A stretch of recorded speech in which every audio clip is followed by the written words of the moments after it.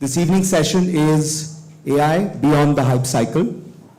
And I think we can all agree there is a fair amount of hype around AI.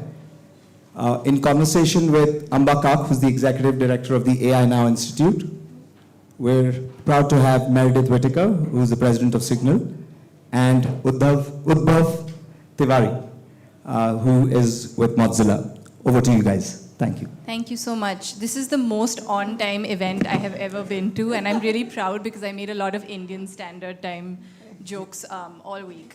So thank you all for being part of this conversation. Vidushi Marda, who's an international expert on AI governance, was going to be with us today, but she just came back from international travel and she couldn't be with us. So I'm going to be doing that weird thing where I'm part moderating, part talking, and I'll try not to take up too much share of voice in the conversation.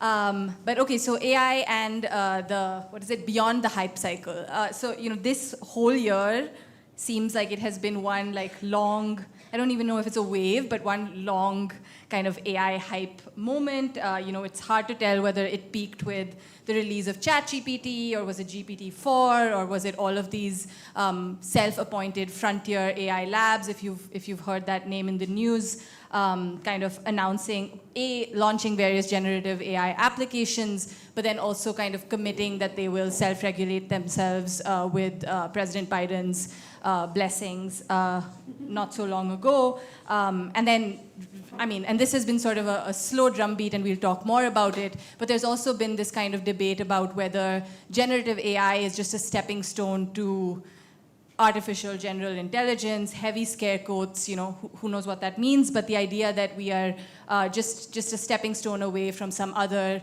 new and novel and potentially scary, dangerous, excited, depending on where you stand on that debate, form of technology. And all of this has happened in less than a year, which is wild. So we are going to try and maybe, as we always try to do, start there, but try to redirect attention and talk about some of the issues that we think AI helpfully brings up. There was already a bit of an introduction, so maybe I can skip it. I'll ask a kind of table-setting question to get us started, and I'll answer it last, which is, how does AI relate to your work, Meredith and Udbhav? Yeah, well, AI is more of a marketing term than a term of art. And over its 70 years in history, it's been applied to a wide and disparate variety of technical approaches. So it is more of a signal of an aspiration. We want to make something that to us seems human-like than it is a description of the technological affordances of whatever in a given decade we're calling AI. So at this moment, the thing that we're marketing, or we in scare quotes, as AI is very data intensive, very compute intensive, probabilistic models. And this data and compute, of course, are the resources, the concentrated resources at the heart of the surveillance business model that are currently in the hands of a handful of large companies who are the only ones that have the affordances, the resources to create these large-scale models from start to finish, from development through deployment. So my work at Signal relates to AI in that AI is exacerbating this surveillance business model. It is calling for more and more data on everyone. It is also producing surveillance. The AI itself is fundamentally a surveillance technology. It is surveilling people. It is making determinations, whether they're right or wrong, about people's place in the world, about communities, about our society, our politics, our economy. And those determinations themselves become data, even as these large AI systems are calling for more and more data, more and more aspects of our lives to be surveilled, numerated, put into databases, and fed into these systems. So Signal, we can understand Signal, if you were at the last talk, Signal is the world's largest truly private messaging app. If you're not using it, I invite you to use it. It's free. It's on the App Store, the Play Store. But Signal does not collect data. Our entire purpose, our entire reason for being is to provide a safe haven from the voracious surveillance that is at the heart of the tech business model. And in that sense, you can see Signal as sort of, a counterforce against this AI hype, this surveillance economy, and the surveillance capacities of these larger and larger so-called AI systems. Thanks. I think there are two answers. One, the first one for how is this related to my work personally. One of the first things that I started doing when I entered this space many years ago was actually India's Aadhaar project. And one of the first most interesting tidbits of information that was given to me was that the algorithm that deduplicates biometric information in the Aadhaar database is a closed source, privately designed American algorithm that uses machine learning technologies to perform that deduplication, but we have no clue how it works. And I spent like a day looking the company up, the project up, and how it actually works. And I think that it was also one of the things that was raised in court during the challenge of the Aadhaar. But that was very much my first exposure to AI, which is this idea that there are technologies that make such consequential decisions to us and to society as a whole that are not only so poorly understood, but there are incentives built into those ecosystems for why they should never be understood. And that also in some way ties into Mozilla, because Mozilla as an organization was an organization that was, I think, born at a very similar paradigm shift as out of the ashes of the browser was, when there was Netscape and there were these like big browsers, and some folks decided that what they wanted to do was to come up with a system that would allow them to create what something different in the space may look like. And right now, I think Mozilla is very much going through a very similar transition phase as an organization as well, where they're looking at not just how do we continue the Firefox browser and everything that happens there, but how do we bring the values that Mozilla has of being open source, truly open source, of working with communities around the world and not just organizations into the AI space. And recently we've spun up a new entity called Mozilla.ai, which is a research lab that will attempt to answer this in practice. But on the Mozilla Foundation side, it's something that for many years we've worked under the broader umbrella of trustworthy AI, of trying to interrogate some of these questions independent of the generative AI lens, whether it's bias, whether it's discrimination. And it's work that has touched many parts of the world, and I think some of the most successful fellows that we've had as a part of our fellow program, for example, working on AI, have been from India as well. Yeah. And then I think I'll say a little from my perspective. I think one, like Meredith pointed out, it is a marketing term. Like you pointed out, there's a lot of definitional ambiguity.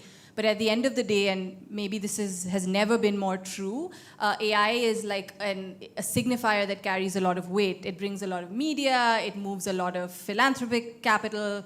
It's doing a lot of work in the world, whether or not we think there's a clear definition. And so in that sense, the work that we've tried to do at AI Now, and there's several others that would be in the same boat, is try to use AI as a portal to discuss a range of issues. One way in which we've done that is to move away from the term. So we start by saying AI, but very quickly in the policy space, we try to prefer the term automated decision systems, because it moves attention away from these mythical, magical, potentially intelligent systems to decisions that are making to decision systems that are making decisions about allocating resources, about kind of curating our social and economic lives every day in very real ways. So kind of redirecting attention from the abstract to the very kind of rooted contextual definition. So we prefer to use the term ADS, or automated decision systems, and that term has actually successfully gained quite a lot of currency in policy conversations, particularly in the US.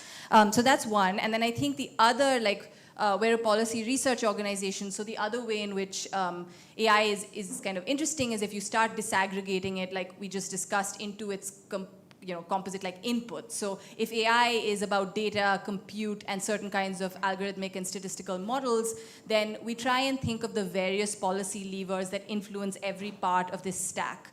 So one of the things we like to say, particularly in this moment when everyone's telling us that there's a blank regulatory slate and we have these new technologies, so we need new regulation, is we try and say, actually, we already have regulation to regulate data, right? So we have data privacy law is AI policy. We say competition law that regulates big tech is AI policy. So we're not starting from a blank slate. So that's just kind of an example of how we play with AI as a portal, both in terms of kind of the issues that get attention and funding. And just on that, I just remembered Aadhaar many years ago being in rooms with various funders and others trying to make the pitch for why Aadhaar was kind of like AI, so that I could actually be both media attention and funding for those that were interrogating and challenging that system.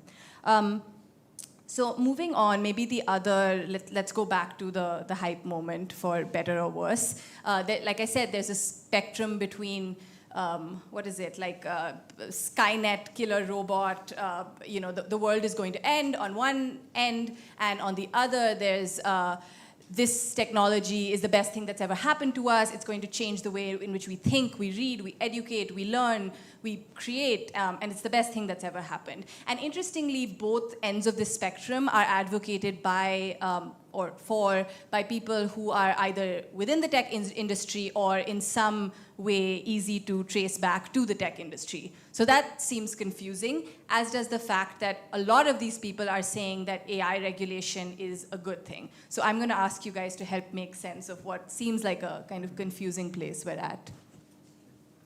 Well, I have a lot of thoughts on this. I think, I want to double down on the point that Amba made, that this is, what we're talking about when we talk about AI is almost a kind of narrative strategy, right? We can call these systems machine learning. We can call these systems automated decision systems. We can call them spreadsheet formulas that are marketed by a for-profit that doesn't open their code as AI, right? This term is, wrapped up in a lot of mythologizing.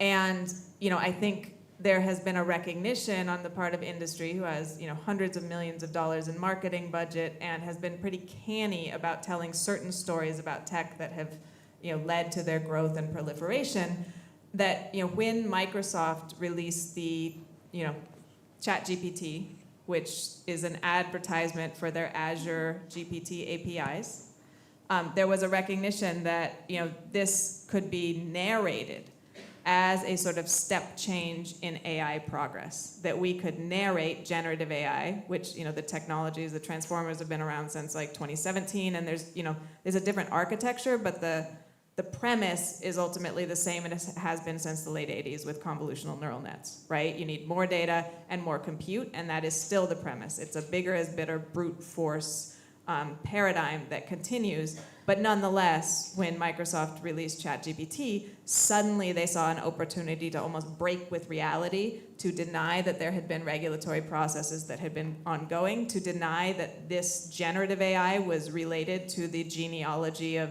different machine learning techniques that had come before it, and to almost narrate this in what I would call theological terms. Right? That this is, artificial general intelligence. Our machines almost have consciousness. Will they kill us or will they save us? But sort of to divorce that discourse so much from reality that it was sort of taking us away from all of the work that had been done for the last 10 years. And so I want to make that point, because I think that whether or not you're narrating, the godlike machine as a savior or as a threat, what you are doing is selling technology that is only possible for a handful of corporations, largely based in the US and China, to create as super powerful.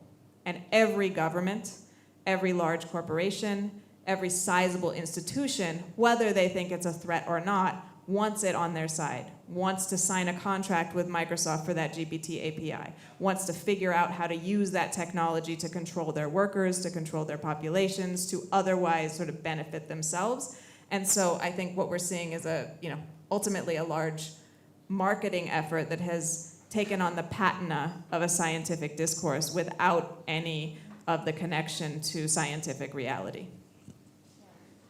Thanks. I think that the only thing I'd add to that is I do think that we're definitely seeing this trend of people in charge of these companies moving from a don't regulate us because that will stifle innovation to regulate us like crazy because this is really risky and dangerous and important. And I think it's important to interrogate the reasons behind why they may be adopting such a stance. And I think those stances, I mean, the simplified kind of analysis is they want to create regulatory moats around themselves. They want to make it easier for them to create these products and services. And if the price for that is, say, something as harsh as licensing, which I never thought I would see a day when I would see a CEO say, like, I want to create a technology. Give that example so that Yeah. So like Brad Smith, for example, when he was in the room in like the US Senate is currently conducting these set of hearings on AI because they want to understand the field better, like openly advocated for why technology should be, like why he would be comfortable with the idea that certain kinds of generative technology should be licensed, which means you apply to a government with an application for why you should be allowed to create it, and then that license is granted and you have the sole ability to therefore do that, which is antithetical to the idea of how like Silicon Valley and that entire like technology culture has spent the last couple of decades evolving. permissionless innovation. Exactly. But I think that there's kind of a deeper point to that as well, which is to interrogate what are the other ways in which painting this picture of a Skynet that will destroy the world and them being the individuals who will prevent that Skynet from destroying the world creates in the image that they're creating around themselves. And it's very much a 6 to 8 month old paradigm. It wasn't even happening before that. And I think the reason that's happening, and this kind of ties to the second point that I wanted to bring in under regulation, is all of the traditional ways in which technology has either been kept in check or its problems been better understood, and ways in which it's been made a communal resource are ideas like open source. Because what's happened there is people create code that other people can use and understand and then deploy, and if they find problems, improve. Apart from the points that Meredith and you have already raised around compute and why that's actually impossible to do in AI, that very model is also a threat to the idea of these companies having the ability to create or be the sole individuals who create these ability to perform, like, you know, these generative AI functions. And they view them as a threat, which is why when you see after, like, apart from the licensing conversations in, say, Europe and the AI Act, in America, like there's this entire threat which is very similar to the way encryption was being portrayed in the late 1990s to the early 2000s, which is the way that the government regulated encryption was they actually prohibited its export. They literally said that you cannot send these 15 lines of code, because if you send them out, then some terrorist somewhere will be able to send messages we cannot read and you cannot put them out. And it ended in really banal ways, right? Like people literally, like, I mean, there were Supreme Court cases, but they printed them on a t-shirt and shipped the t-shirt, and the t-shirt had those lines of code printed on it. And like what most people don't really realize is that we're well past that point when it comes to AI, right? With a lot of the open source models and releases that we're seeing. So if one acknowledges that open source may not fix all the problems with AI, but it certainly adds a different lens to it that is not complete corporate control, then how does regulation intersect with open source? Because there are so many other questions that come under that around liability, around developers, around the idea of community and generative AI, around training, around data, that I think are some of the more interesting questions in this like regulation debate that, like, as I think we'll come to that over the course of the conversation and we can go there. Yeah, I want to come back to that. But another thing you just said about export controls is a good reminder that this isn't just a conversation, like an abstract conversation. It's also a very securitized conversation, which means that it's become that if you talk about AI, you're also talking about national security, and that's being used as a strategy to kind of, in some ways, muzzle voices that are in favor of accountability and governance, right? So there's two versions of this argument. One is, and we have literally been on the receiving end of this for the last several months as a policy organization. One is that we're told that if you are promoting, whether it's antitrust and competition interventions or it's algorithmic accountability regulation, you're essentially slowing the US generative AI companies down, and we're in a race against China, and what we need right now is not regulatory like slowdown. In fact, we need to win because, of course, democracy is at stake. So that's one version of the argument, and I would say that's maybe the more like rudimentary or like not very sophisticated argument. The other thing we're seeing is this version of how just, again, like the policy space has become absolutely saturated away from questions of discrimination, accountability, the impact on the labor workforce, the impact of AI on the creative industries. All of those issues have been very deliberately sidelined, and the main issue that we're all meant to be discussing, and the UK's upcoming AI summit is in all likelihood going to be framed around these lines, is about the idea that LLMs, large language models, and other AI will make it easier to create weapons that can be used in kind of transnational warfare, specifically bioweapons. So the idea that large language models can now create bioweapons or make it easier to create bioweapons, which, by the way, biologists and other researchers are continually saying is an absolute overblown idea based on one archive article, which no one is able to fully kind of draw that line. Despite that kind of very flimsy evidence base, suddenly all we're talking about when we're talking about AI is, but what about if China or Russia is able to make bioweapons? So it's this kind of strange move where I would say just the air out of the room, similar to what you were saying, Meredith, if it's it's either terrorism or child protection. And with AI, it is definitely national security. And one of the counter moves is to say that, for national security, you kind of need accountable AI systems, and you need less kind of concentrated AI ecosystems as well. But open source AI. So I think that's there's just a lot to unpack in what you just said. You gave the kind of relevant context, which is right now open source AI. Again, there's a spectrum. Either it's really scary and you're letting the whatever bogeyman out and everyone has access to these powerful technologies, or on the other hand, we're hearing that open source equals democratizing this technology, which means any old startup and anybody can produce their own AI technology, and how wonderful this is the new tech paradigm. So again, would just want your thoughts on where we might lie on that spectrum, or in your opinion. Yeah. I have a 30-page academic paper for all of you on this. I just wrote on this with Sarah Myers-West, who's the managing director at AI Now and has been doing a lot of work on compute and centralized power in AI, and David Witter, who's a PhD at CMU who did some work there. So I'm drawing from a paper that I co-authored with them. I think on the sort of one end of the spectrum, right, it's if we open source AI, then the bad guys will get it and we will be ruined. It's kind of a quaint argument that is almost made for Hollywood, because of course the same companies making this argument are licensing the same AI from their cloud servers, right? So why is it different that I spin up an Azure API call for GPT-4 than I pull a pre-built model off the shelf and sort of work with Hugging Face to tune it, right? And so I think it kind of falls apart just on the fact that these are commodity products, they are commercialized, they're available to the people who will pay for them with some restrictions, but let's be real, not the kind of restrictions we're talking about if we're talking about this sort of sentient bioweapon creating machine, right? Which we're not, that's not actually true. And then on the other end of the spectrum, the sort of AI, open source will democratize everything. We're looking at a lot of wishful thinking and confused projection, some of which is being weaponized by the same companies that are making these arguments. So, we kind of at the beginning were AI is a marketing term, right? One of the issues we're facing is there is no clear definition of AI itself. And then you layer the term open or open source on that, and how does that relate to the open source initiative definition of open source software, right? It actually doesn't.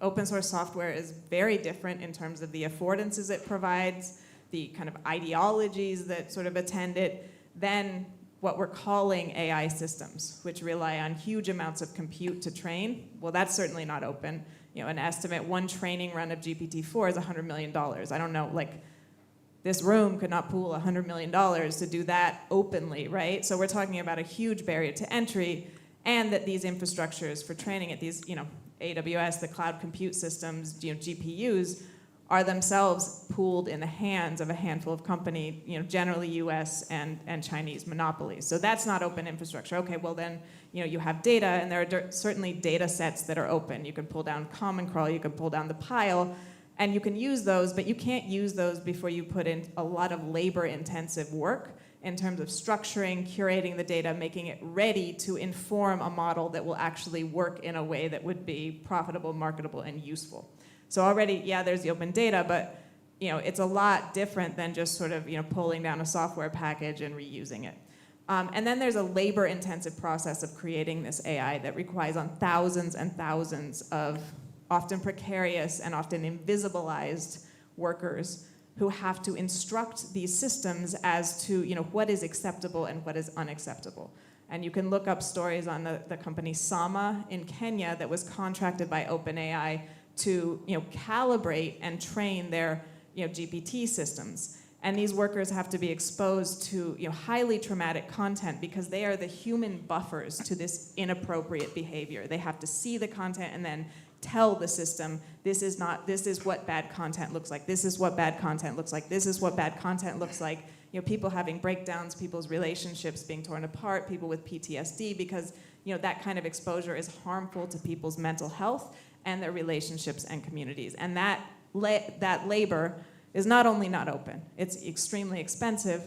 It is, it's not open and it is irreducible. You cannot launch a model that is trained on the gnarly detritus of the web without having people sort of tune it into a shape that will make it not offensive, not random, not reflecting that back out.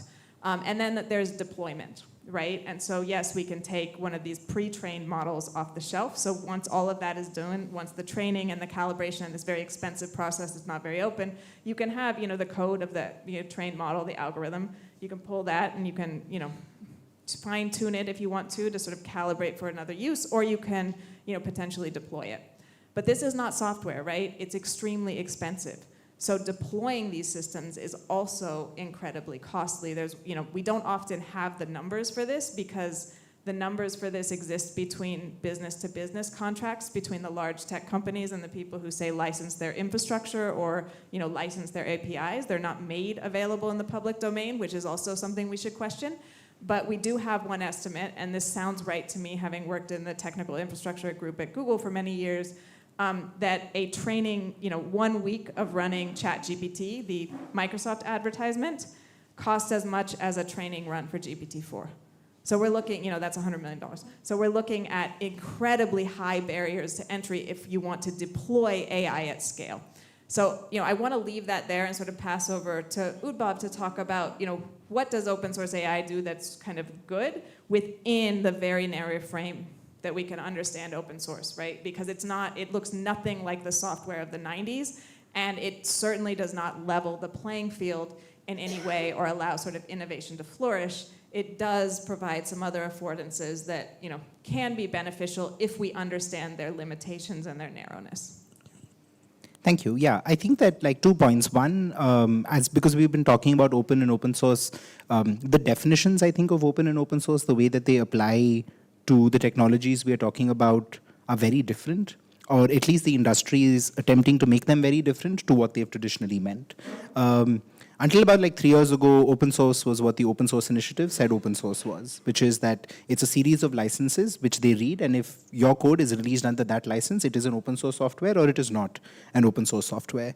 And I think that that's now gone from that, where of course the Mozilla public license exists, and it was a very interesting license in its time because it was a license that specifically didn't mandate that you had to kind of also make the code that you used as a part of the license open source, which GPL licenses do, and that unlocked a lot of commercial and far more just profit-driven innovation than other open source models. The difference between free and open source software was the kind of debate, and the Mozilla public license came out of that. Now in 2023 we have companies like Meta releasing models that say if you have more than 700 million users, you can't use it. If your market cap was above this much, you can't use it. If you have various criteria and caveats to their open source model releases that largely mean that we are releasing this because we want to gain from all of the benefits that arise from saying that we are doing something in the open, which is the model that I think that we've seen a lot in India with regard to how openness and just open has been used in so many contexts, but none of the actual benefits that accrue to the ecosystem in the limited frame that Meredith has already established. Where imagine a billionaire dies, you save them on a road crash, and he gives you $10 billion and say you're going to make the new AI system. You can do whatever you want, and you have this code. The odds are you can't do it because you simply just don't meet the criteria of that license, right? So they're definitely and this is something that I think we also really saw happen a little earlier when Google came out with things like TensorFlow, right? Which was the modeling library, where it was a very similar approach, but even though it was done in I think far more permissive licenses, the intention behind that was not really to make the world a better place. It was to create an ecosystem around those specific libraries that once you invest enough into, do, there is no other alternative in which you can actually carry out the functionalities that those libraries provide.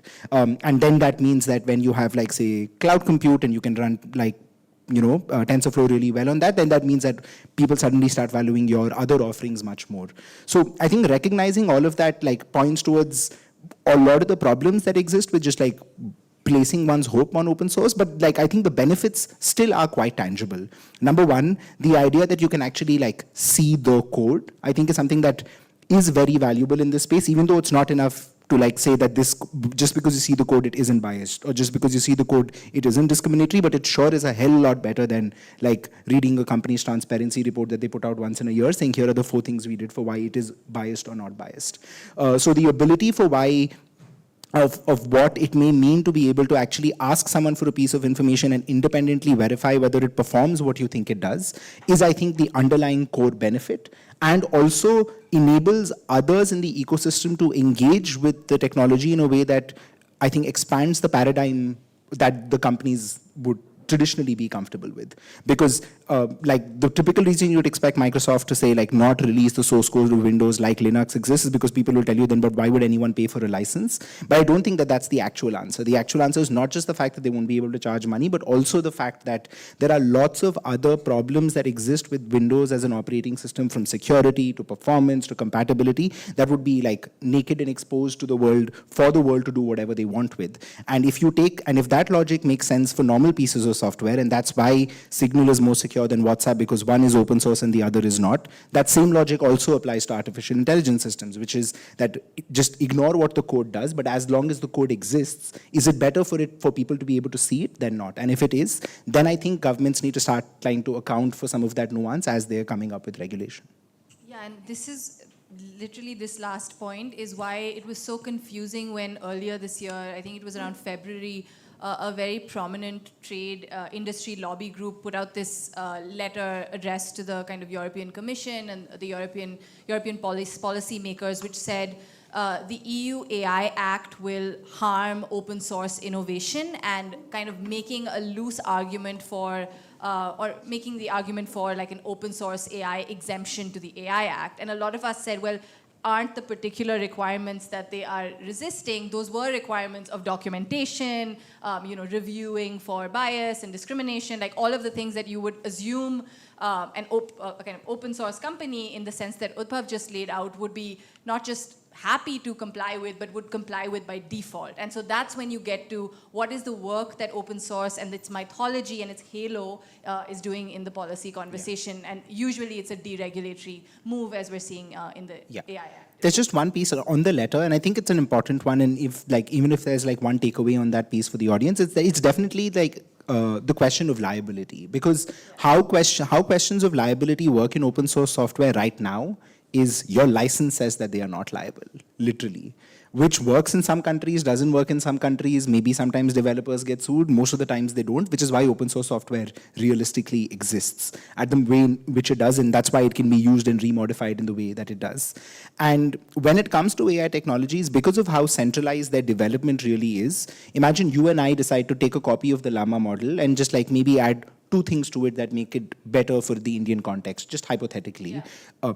How does liability in that frame work under something like the AI Act is really a question that software or product liability regulation actually has not dealt with at all. And for some, and I was pretty surprised, both as a person who was working in this space for some time, but, like, I haven't, like, it's not a problem unique to generative AI. It's actually a problem that exists for all pieces of software, but it's this conversation that has really precipitated that conversation to the point where there are people, like, fretting about what will or will not happen. So in that entire letter, that I think that is the only legitimate question. Yeah, that is a really good point. And also, as we found at that point, they were kind of arguing that the foundation model stage could potentially be exempt because there was no end use, and so there was no risk. And there's a kind of whole, like a whole separate conversation, to your point, on where should the accountability lie. And the right answer should be throughout the chain, I think.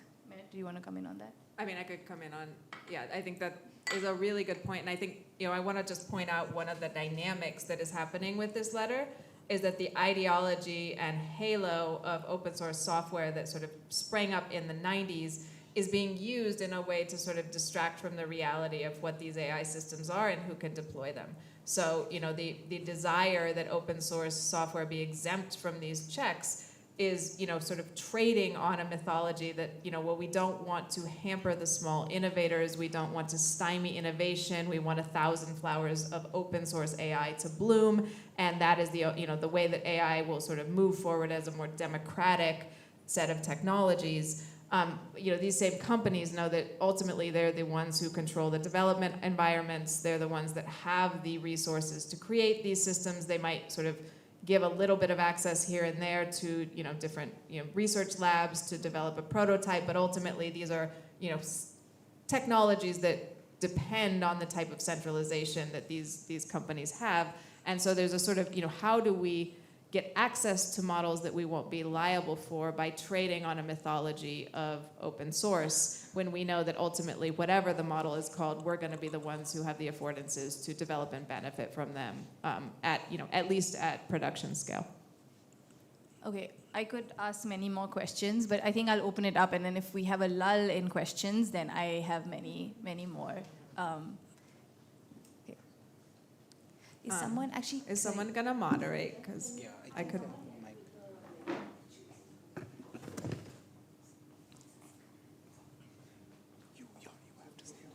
You can just say you like that.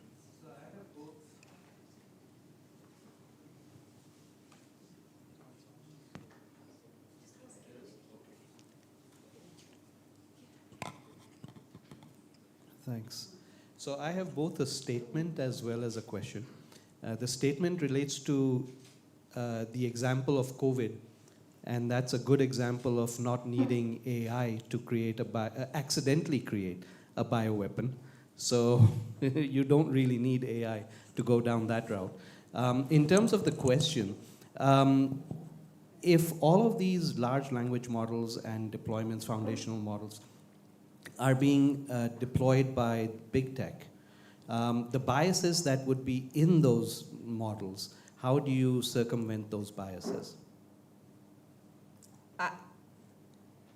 I mean, there is no methodology to circumvent those biases, and the emergent properties of these systems mean it's very difficult to ensure, simply from looking at the technical documentation, code, and data, that a model isn't biased. There's a larger sort of picture answer to that is, these models are trained on web data, the detritus of our reality, right? They are always going to reflect the past and the present and project that into the future. There is no way to step behind a Cartesian window and suddenly create an objective model. These will reflect those biases, and that should instruct us that they may not be appropriate for certain uses, not propel us toward the impossible task of somehow scrubbing the data of our lives of the traces of our lives.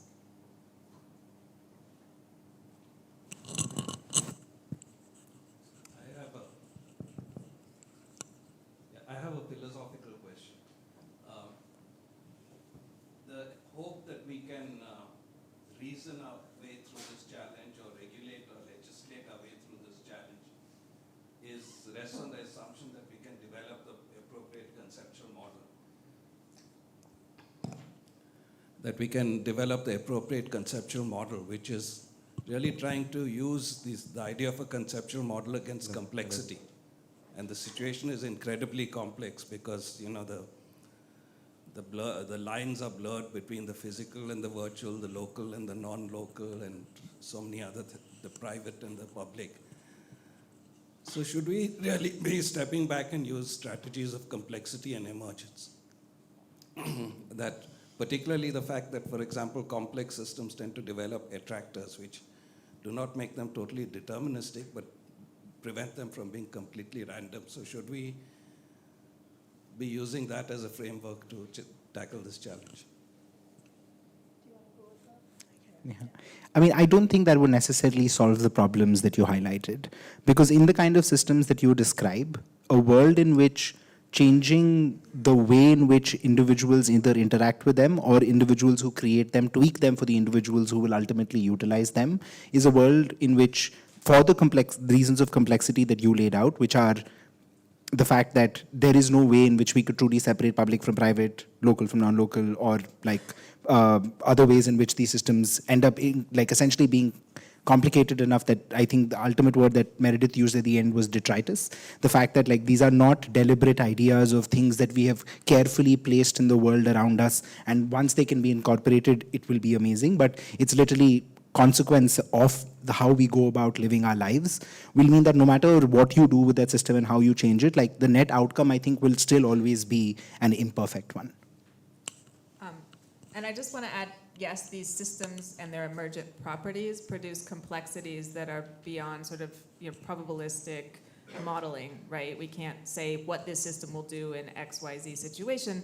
But as a materialist, there are some things that are very simple, right? These run in data centers, run by large corporations. The data centers can be unplugged. They can be regulated. If we banned surveillance advertising today, we would see a lull in a lot of the AI development, right? There are levers that we have and material analyses we can take that actually help us break down the political economy of these actors and sort of see through a lot of the hype and I think the sort of trading on complexity that a lot of these companies do to be like, we can't predict it, that means it's magical, that means it's conscious, that means it's sort of out of our conceptual control. So I think if we look at the political economy and the sort of material affordances required to produce these systems, we have a much clearer picture on what levers we have and what we can do to shape them or prevent them from shaping us than if we look solely at the technical affordances and sort of take that as the core problematic. I'm going to take the next question, and at the risk of sounding like a chorus, I would just add to that this is very similar to the argument around complexity and abstraction and actually philosophy that we're hearing in many of the same rooms I talked about, where the debate has become all about not just how complex these tools are, but how unknowable they are. And so I think the move there is to say this isn't about these systems, but it's about people deciding where they are used and whom they are used on. And I think that very much is not a very complex or abstract question. Is there some hands at the back? There's a mic in the back as well. Okay, so All the way in the back of the wall. I've seen some hands for a yeah, second. all the way at the back, and then we can. Yeah.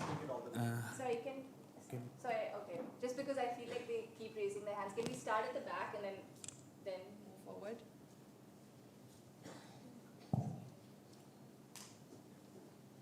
Hey, thank you. We spoke about like big tech versus small tech in this AI discourse. I think, Amba, you spoke one line about labor being missed in this entire conversation. And so far we have spent around 40 minutes talking about everything but labor. No, I talked about labor right in the center. Yeah, absolutely. I was reading your paper while I was going through the conversation. So can we more talk about the impact part that you just talked about? That these are abstract systems, but with very, very real impact into our current socio-economic conditions, not extended over the whole altruistic 100 years of time. What is it going to the labor market now that we should really, really design the systems around? Or whether they're the policies or litigation, legal loopholes, whatever, right?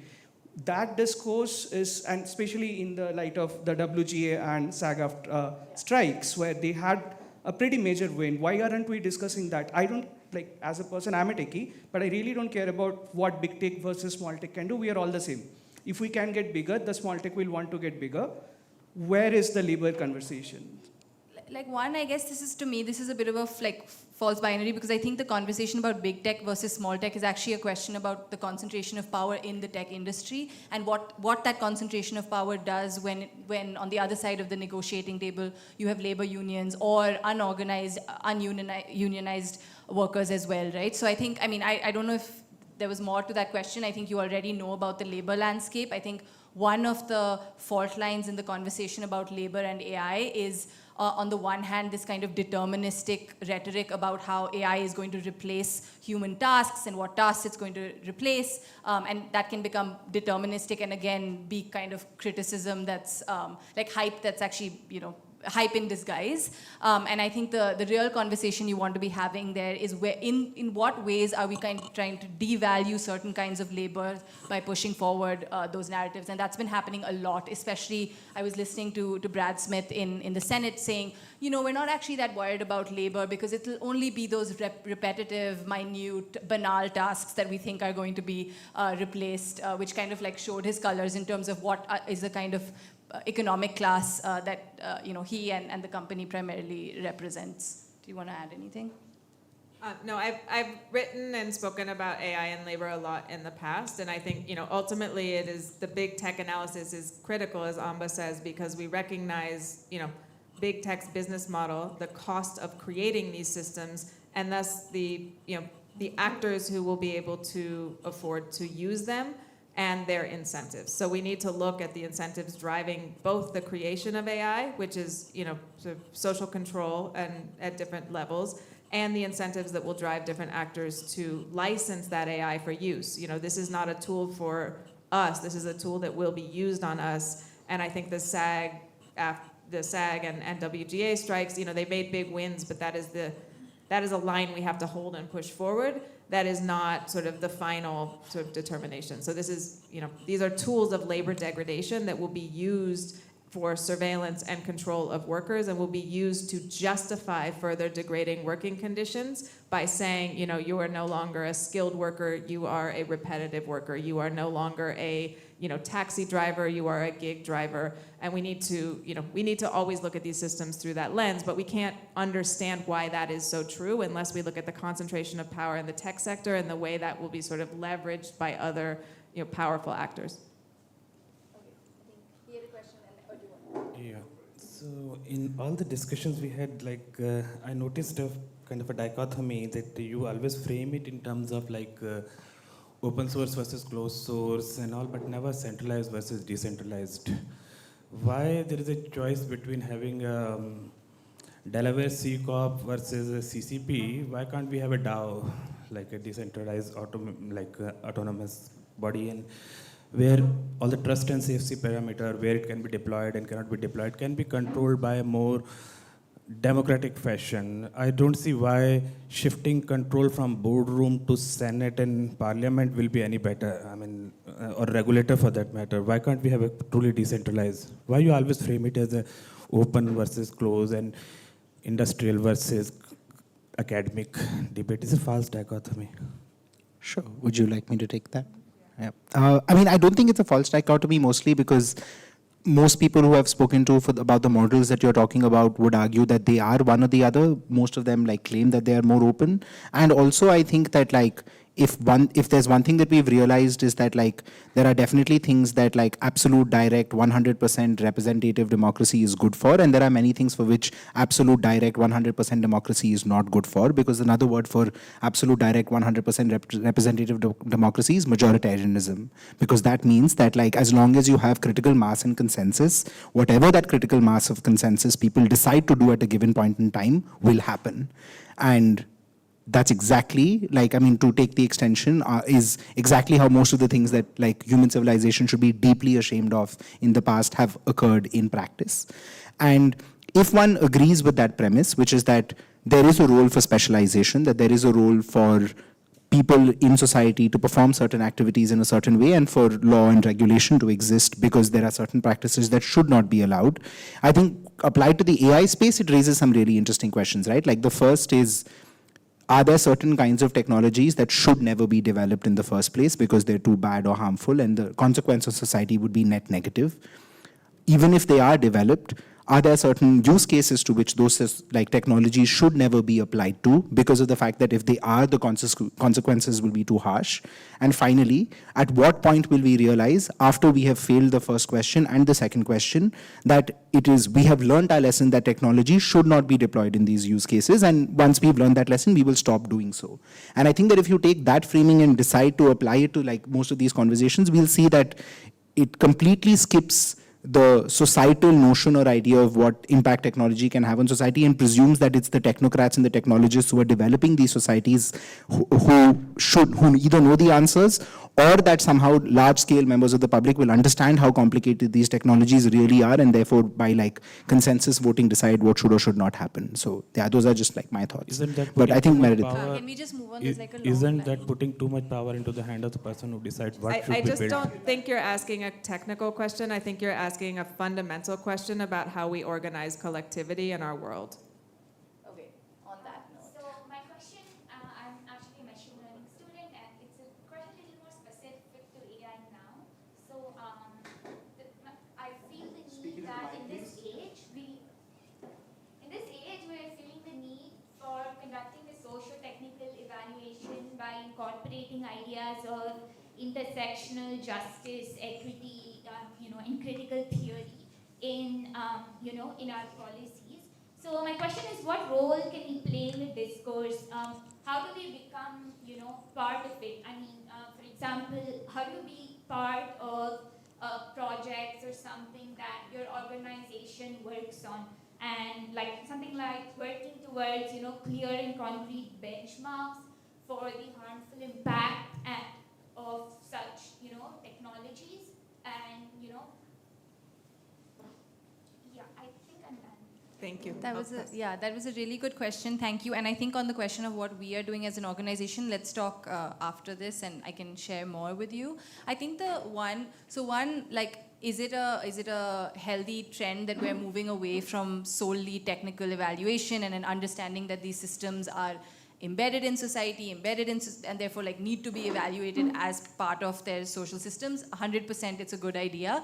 I would just kind of summarize a much longer conversation to say that the concern, however, is that what is happening, as happens with any evaluation or benchmark, is that space for evaluation is also getting captured, and so are those benchmarks, in a way where it's like, okay, we have developed a socio-technical evaluation standard checklist for AI systems. Once you meet these 10 benchmarks, you are all clear, 100% bias-free, as one example. And so what we would say there is that we need to be really worried about the kind of certification checkbox regime of any standards, including a quote-unquote socio-technical standards, especially because I think making claims that systems are bias-free based on a kind of ex-ante evaluation rather than kind of understanding not just their effects in the wild, but who is using them, who is subject to them. I think these are like ongoing political evaluations and not just technical or socio-technical ones, which I know is like a lot of word soup, but just to say that I think we should be worried about a kind of audit regime now developing on the back of this kind of new evaluation imagination. Did you have anything to add? Yeah, I would agree with that. It's a contest of power, not a contest of ideas. And so we need to be very careful about how our ideas will be captured by those who have power and turned into, as Amba said, a checkbox regime, and not something that actually embodies the spirit of ensuring that these systems are safe for the people who are most at risk. There's a question in the back.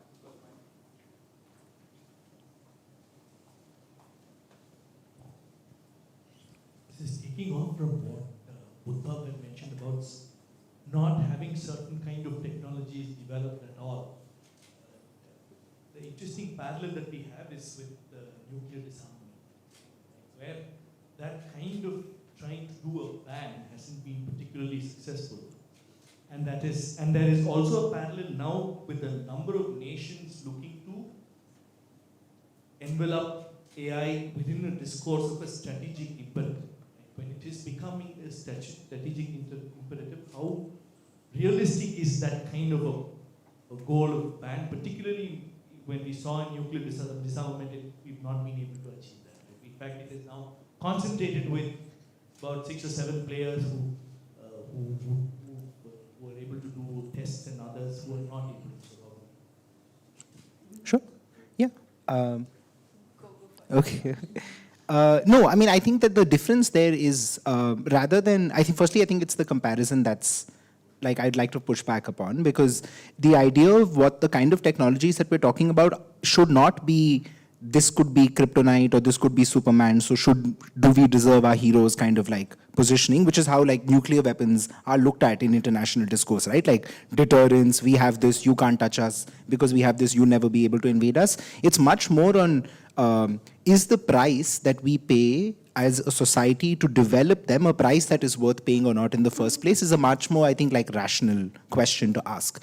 So for example, if you were to take like, and you can do this in different lenses, but just like the labor lens and everything that like Meredith spoke about labor, like history is full of practices that were very great, very profitable, and brought untold riches to countries that we decided as a collective of nations are so bad that we should not do them. Maybe one of them can be like this idea of what a minimum wage for someone who works in some of these models should look like. Maybe it would be that we should not train models to be able to tell people from a certain skin color from another skin color, because whatever happens if those technologies are developed, it is not going to be a net good for the world, no matter how accurately we come up with them, right? So rather than trying to view Gen AI as one monolith construct of whether it should exist or not, I think it's much more about what subcomponents of it are, which of those subcomponents are net banal, so it's fine, or are useful maybe even, but what subcomponents of it should never be created, which is also not just a Gen AI question, it's like a technology question. And finally, there's also like the price that, the process that we have to pay in order to create them in the first place, and whether that process is something that requires interrogation in society or not, right? Like, so for example, like certain kinds of mining don't happen in Europe because of like just mining laws existing in the last 20 years that say you can't send human beings into areas like that. If a machine goes, it's okay. If it doesn't go, it's not. People would tell you here that, yeah, that's India's competitive advantage, the fact that we can send human beings to do those things, and that's why we mine these minerals for cheaper. But then we should ask ourselves, like, what do we want to be? Do we want to be people who send our people to do that, or are we okay not having that economic advantage because we value certain things more than, like economic influence? Everything he said, I was just going to comment because you asked the question of how difficult or easy will it be to ban or restrict. I'm not getting tired of repeating this story because I think it really is so egregious. But the recent, White House commitments on frontier AI models, one of the kind of, if you kind of read the fine print and they've sort of made all of these commitments about transparency and accountability and security and resilience that apply to so-called frontier models. But the way in which frontier models has been defined is anything that is, in quotes, more powerful than the current industry frontier. Obviously, there's no definition of what more powerful will mean. So what that means is that we're all having this debate about, like, is it good? Is self-regulation good? But the real conversation to be had is that these companies are specifically exempting everything that is currently on the market. They're like, what's out of the bag is out of the bag. Now let's talk about bioweapons and the things that we don't know exist yet. So it's a really particular move, I think, to foreclose the conversation about the appropriateness or otherwise of what's on the market today, which is a whole move. Yeah. So my question is probably not very technical, but it's with respect to regulations. So, in the past decade, we've seen how different governments across the world, have laid down regulations for data fiduciaries, data processors, and, social media platforms, and aggregators, and different big tech and small tech companies. So the thing that I wanted to ask was, most of these regulations, lay down compliance mechanisms for the big tech. Startups and MSMEs are generally given some kind of a exemption or some kind of a leeway. So in the AI atmosphere, AI ecosystem, do you see that as a threat, or do you think that they should be given that kind of exemption? What is your say? On whether they should be given an exemption, I mean, I think that there's a very similar conversation to what we were saying about open source, right? Like, I think the question should be, I also think there's this trope with the small business exemption point that, like, regulation is necessarily burden. And I think there are, like, that trope is itself damaging, and it, for example, with the GDPR, this was a major thing, right? That, like, what is its impact? It's only entrenching big tech. I think there's a conversation to be had, as it was had in data protection, about proportionality and requirements. But I think particularly when we're talking about large language models or generative AI models, and we're talking about what essentially is a game of scale, I think that it would be hard pressed to argue that just because, for example, you're in open source or you're like a smaller company in some dimension, that you should somehow be exempt from particularly the kind of accountability, the kind of baseline accountability that some of these laws are considering, which would just be data and design, kind of data and algorithmic design governance questions, or just reflexivity with kind of what data is being used, bias scrutiny and that kind of thing. but I don't know if you have more thoughts. Yeah, just, I mean, I think that like there are also two kinds of burdens. I think that everything that you posed in that question applies to some parts of like pure compliance burdens, things that you would need to hire 20 people to do, and therefore maybe things that if you're a company of 3 people, you'll have to kind of think about. But I think the reality is that if you're doing things that would require 20 people to do compliance, you should probably hire those 20 people to do compliance before you start doing your thing.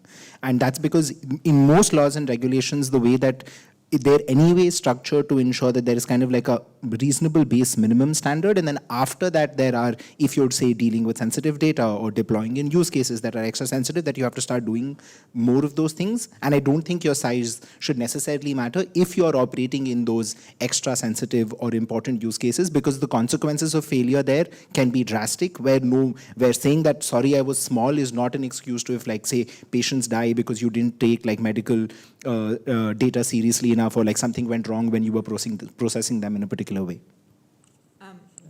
Just to sort of add on to this, and this actually gets back to the nuclear point as well, and in some way, I think we need to be clear that like the startup ecosystem and the small tech ecosystem doesn't exist now in the same way it existed in the 2000s, right? Like most AI startups that I'm aware of when I talk to people are actually just licensing an API from Google Cloud or AWS or Azure, repackaging it for their use, right? If they're taking a pre-trained model that they didn't train because it's incredibly expensive, as we already reviewed, and tuning it, they're still deploying that on AWS or Azure or Google Cloud or maybe some others, right? So they're actually like, startups are like barnacles on the hull of big tech. There isn't just an independent startup ecosystem that we need to protect. These things are freighted with big tech and actually rely on their infrastructures both to train these models and create them, because there are very few actors that, no actor has their own, they'll be licensing some of this compute somehow from one of these actors if they are sort of training their own, and also for deployment. No one runs their own servers. So this gets back to the sort of like, how do we let the cat out of the bag? Like the cats aren't actually out of the bag. There are a couple of bags, right? And these are called big tech companies. And if AWS and Google Cloud and Azure and Tencent tomorrow said like, none of this shit can run on our servers, we would have, walked back generative AI significantly. It would not be existing because no one can deploy at scale tech without access to those servers. So we do have significant choke points that I believe the narrative of sort of proliferation that then is sort of hitched on to a metaphorical terms from the nuclear debate is actually doing disservice to. So in the context of like say the hard problem of consciousness, it's becoming very relevant to AI as well. Like people like Kastrup and Chalmers are discussing this. So if we don't quite understand what conscious means, because there are a lot of philosophical definitions where consciousness itself is just a property that can arise out of conditions that is well substantiated in some philosophy. So we don't understand what conscious is. There's no reason to label anything as good or evil. Both of them are relative in that sense, because most of the world is working on the premise that reality is ontologically complete.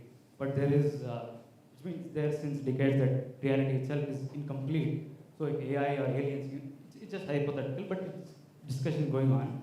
If reality itself is incomplete, we are actually obstructing this this perfection, to achieve this perfection in the form of AI and aliens coming. They may be in the future, in the sense that it might be disaster in the near future, but in the long run, it might be actually helpful for humanity that the external emergence is actually helpful to humans in that sense. Because everyone works that we are already complete, we derive a model from one single. Is there a question? What's the question? Yeah.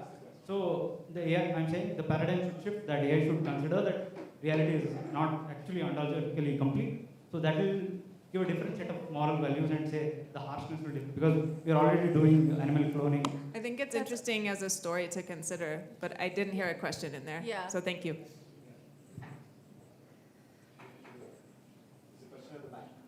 Good evening. What is the AI effect in terms of economy, macroeconomic level in future? in 5 year, 10 year, 15 years down the line? Well, we're hitting the point where climate chaos is becoming a reality, and of course past data makes it hard to, when we hit a sort of inflection point on a log scale, it makes it very difficult to predict the future based on past data. So I think, also as a materialist, I don't think the future is an invitation, it's not a promise. And so I think I don't know what the macroeconomic factors are, because will there be enough energy in 30 years, on our planet to run these massive data centers? I don't know what the future holds, because I don't know what, agricultural patterns how they will change as sort of climate becomes more hostile and weather becomes more erratic. So I think we need to recognize that the future is not going to look a lot like the past that we're familiar with, and be very humble in our predictions, while we also take up the mantle of being determined to fight for a future we can live in. Can we take, maybe for the last few questions, can we just take them together, and we'll probably do this is the last closing round, right? We have 10 minutes. Okay, so maybe we'll do 2 sets, but let's take this. Yeah, 2 or 3. So my question leads on from your answer. My question is, what is the current accountability framework for sustainability and carbon footprint on these artificial intelligence infrastructure? One from the corporate angle, and also from the various governments supporting AI infrastructure. So both public and private infrastructure. Love to hear your points of view on that. Great, so we'll save that and then. So mine is a bit more related to the literature. What do you think about the claim that AI as an architecture, as a technology, has stagnated? For instance, the idea would be something like, since 2017, no theoretical advancement has been made on the transformer model. For instance, even GPT-4, there are rumors that there is 8 GPT-3 models which are trained for specific tasks and then put on the system. And we can't know that, right? Because it's closed source. We don't know what the source code looks like. What do you think about that claim? The claim that AI architectures, mathematically, theoretically, are stagnated, and we need something to get us out of this rut that we're in. I think, are you asking about whether we think that there's a stagnation in the field? Yeah, so I can't, I won't answer that in terms of math innovation, but I might redirect your question to say, I think what we are talking about a lot today, we've chatted about some of this today, is that it seems that the kind of competitive advantage between the companies that exist today is going to be on the basis of data and compute. So we don't know what GPT-4 trained its model on, but we have heard that it could potentially have been proprietary data, and I think going forward, we're hearing, again, there was rumors that were then shot down that maybe Bard was trained on Gmail data. Whether or not that's true today, I think it is without question the fact that, and Meredith said this before, right? There is no AI, AI is sort of going to be trained on the fire hose of data that is being generated by commercial surveillance today. And so I think the innovation, if any, might be on what proprietary data sets these companies can get their hands on in addition to what is generally available. And I think similarly in compute, we're going to see another kind of innovation, which is vertical integration throughout the stack. So whether that's cloud providers going up and down the stack, both to chip hardware as well as to the model layer, becoming model aggregators. I'm more interested and also more worried about that kind of sphere of innovation and what it will do to, again, the prospect of more open innovation, or in the way, I guess, you meant it.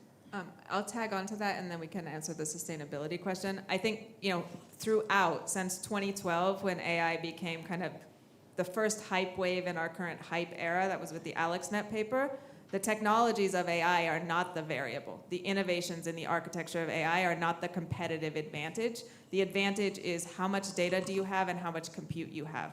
Convolutional neural nets are from 1989. The reason we didn't hear about them until 2012 is because we didn't have a consolidated surveillance industry that had both the compute and the data. And so I don't think, I think we can actually trace transformers pretty clearly back to that genealogy. There have been a couple of adjustments, but I think these companies make a huge amount of hay about these sort of, technical innovations, when in fact that's, what we're talking about is a race to brute force scale.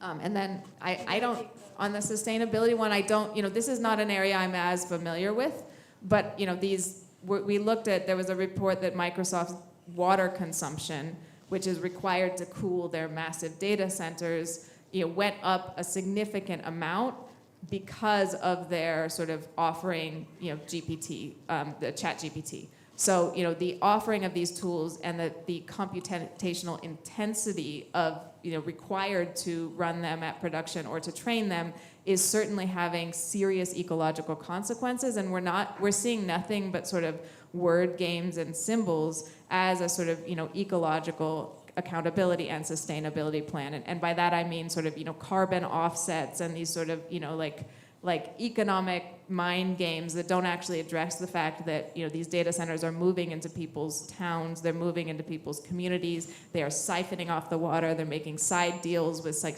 in the US kind of corrupt city councils that are actually sort of threatening people's ability to live, and we should expect this to become kind of almost a ratchet that is turning to a point where you begin to see conflicts around this. There's towns in the United States that are now trying to organize and reject these data centers. So we are, AI is ecologically devastating because of the energy and water use it requires, and it's certainly not going to be sustainable to sort of run this kind of like gimmicky WhatsApp AI features everywhere type of world into the future. But what will be done about that, I don't know what has been done about climate. It's a pretty grim picture when we look at it. So I don't know.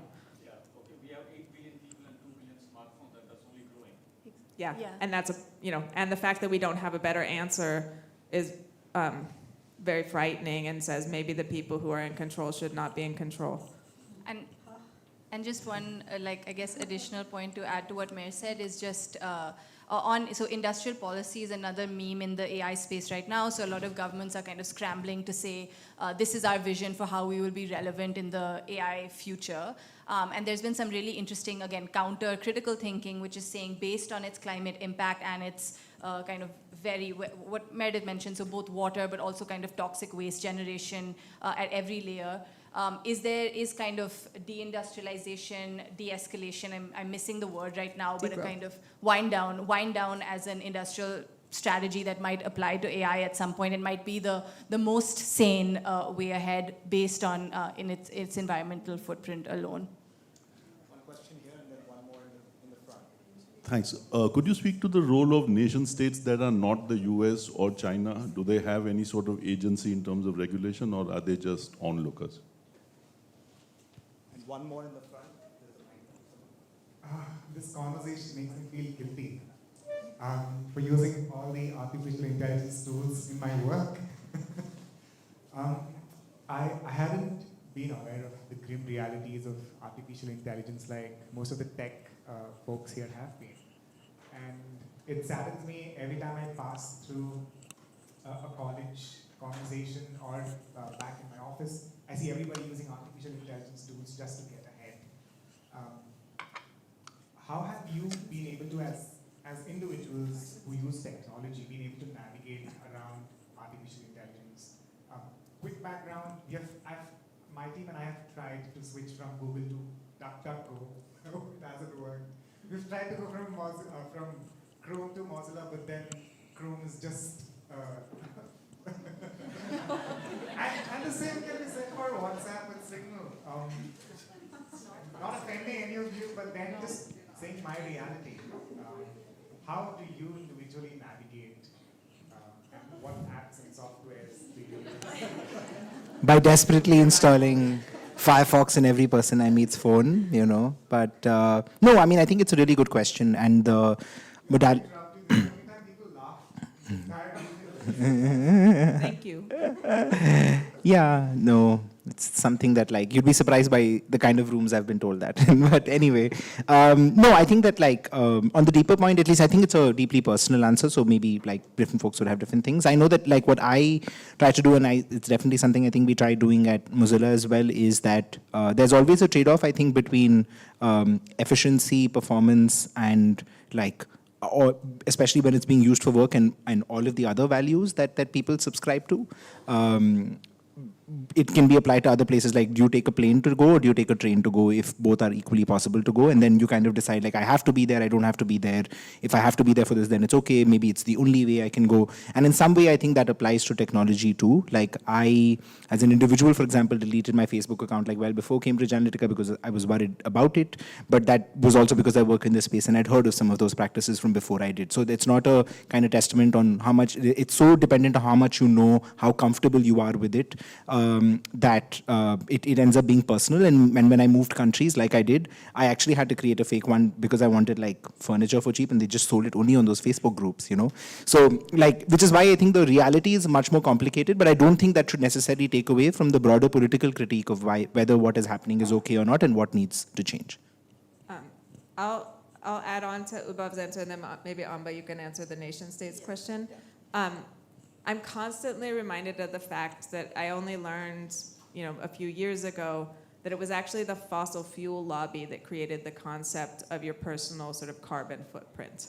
And this was a way of individualizing a structural problem. So I suddenly had to be concerned about my own behavior as if somehow I was, affecting the full carbon footprint. When you look at, what are the industries that actually are producing carbon, it's not like Meredith's little choices, although those add up. It is something much bigger and more structural that will require something like organizing or, resistance to oppose. So I think, the same thing around technology, right? I run WhatsApp because there are people who are not on Signal, who I, am not gonna lobby to be on Signal because I love them and I don't wanna be annoying, and I contact them on WhatsApp because communication is about connecting with the people I love and need to talk to. It's not about like ideological purity. And I think we need to recognize that these companies have become core infrastructure threaded through our economies and institutions. We don't get to live in a world unless we're some kind of monk in the woods without availing of ourselves of these infrastructures. And that means that we should hold them to much higher standards. We should not believe for a second this sort of narrative of individual choice. Now, almost everyone I know is on Signal because I did labor organizing at Google. And I mean, I've been a privacy person for a long time, but there is a moment when you're actually facing a very powerful adversary where your stomach drops and you know how precious privacy is. You know that like, if they had had access to our messages at the beginning of organizing, there would not have been a movement that was able to do anything because we all would have been fired because they would have figured out a pretext and they would have done it, right? So there are moments when we are all compelled to sort of adopt different practices or to make sacrifices, and those, we're in a world where I believe for a lot of people those moments are coming, faster and quicker. But ultimately, I think what we need to do is actually sort of, everything is organizing when it comes down to it. We need to push for the structural changes and not internalize a sense of personal responsibility that can actually be detrimental to a vision for broader change that would kind of address some of these core issues. I feel like that was a nicer note to end on, and now I have to go into wonky land again. To the question on is it only US and China, my first reaction, sorry, I don't remember who was asking this question. Yeah, I guess my first reaction is that the European regulators would be really disappointed that that's how you framed it, because they've spent the last 5-ish years now developing the EU's AI Act, and they're actually, the word has it, they're actually also, the European regulators and lawmakers are actually quite disappointed in this blank slate rhetoric that's developed in the last 6 months or year around AI, because they've actually been developing AI regulation for a while. But I think your question was more sort of like, who can actually like play the regulation game? And I think there the answer is there's a question of who can do it, and I would argue like other countries can and have and should, but I think there'd be some nuance there on enforceability and whose governments and are tech companies most worried about, and who are they going to come to the table for, and that'll depend on the market and how valuable it is. But keeping that aside, I think I just want to redirect to say something that is very, I'm seeing it very acutely in the US context, which is there's something about the AI policy landscape. One way to put it is corporate capture, and of course there's a lot of lobbying money that is completely that is flowing through DC as it always has. But more importantly, what we're seeing in this moment is this sheen and like shininess of AI as a new toy also has its own kind of, I don't know whether to call it an emotional appeal or what appeal it has, but it is the shiny new toy, and all of the kind of lawmakers want to be seen as promoting it and not regulating it. So I would imagine that appeal, the appeal of having these fancy tech executives that are at the cutting edge of innovation and maybe even sentience, if you believe them, will be sitting in your room and talking to you about the future. I wouldn't discount how powerful that's been in actually chilling innovation. We've seen Senator Chuck Schumer, who's majority leader, for example, who's supposed to be at the helm of governance, convene a series of experts on how to regulate AI. And I would say 85% of that room was just tech CEOs and tech executives. So I would say that there's just and on China, I think that's a more complicated question, A, because there's actually a lot of so-called generative AI regulation that is already floating around, but B, as with any kind of Chinese regulatory conversation, I think what filters through to Western media and how to understand it is more complex. But I guess I would say that it's just like, in general, globally, we're at a moment when I would say that corporate capture is very, very real, and so it's more a question of which government will actually take that step forward and take a kind of strong regulatory stance against the current. So yeah, trade agreements. I won't get that wonky right now. Sure. Yeah, we are out of time, and one of the things BIC prides itself in is not just starting on time, but also ending on time. The panelists will be around for a little longer, but thank you, Amba, Udbhav, and Meredith, for an absolutely fascinating and mostly scary conversation. Thank you. Thank you. Thank you.